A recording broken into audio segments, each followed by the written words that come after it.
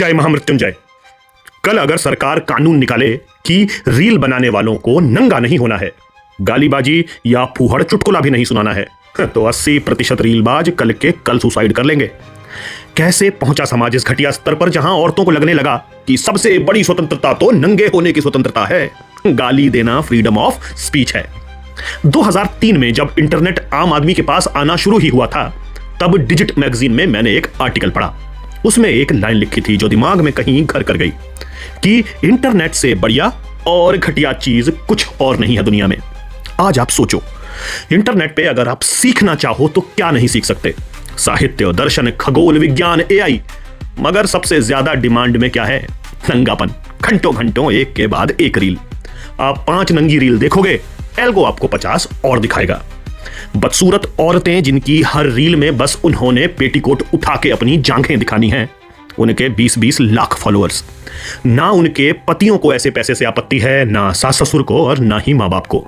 और एक दौर था जब बॉलीवुड में केवल कोठे वाली औरतें काम करने जाती थीं, और आज घर घर में कोठा बन गया है। नंगा होना एक वैश्या के अलावा किसका टैलेंट हो सकता है? एक कैसा कंपटीशन है कि देखते हैं कौन ज्यादा नंगा हो सकता है। अब थोड़ा ध्यान से सुनिए। मेरी समझ यह कहती है कि जब अंग्रेजों ने गुरुकुल बंद किए तो संस्कृत बोलना भी छूट गया।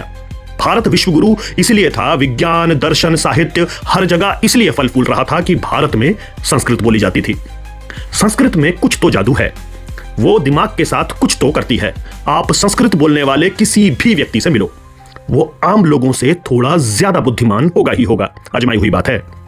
रटे हुए मंत्र बोलने वाला नहीं, वो जो संस्कृत में आसानी से बात कर पाए।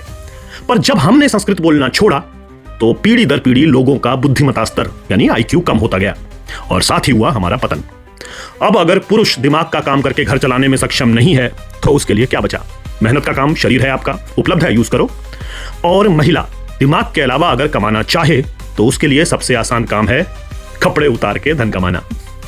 मोदी जी तक अगर ये वीडियो किसी दिन पहुंच जाए तो मोदी जी, संस्कृत को आप बचपन से ग्रेजुएशन पूरे भारत में अनिवार्य विषय कर दो।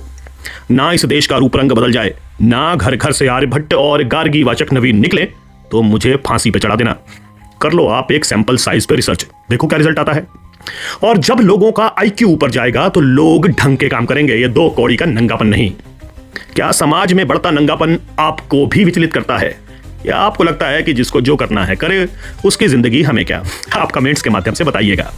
समय मिले तो आप मेरे YouTube चैनल अनुपम एस श्लोक पर आइएगा, जहां आपसे थोड़ी लंबी थोड़ी खुल के बात करने का मन है। जयतु सनातन धर्म।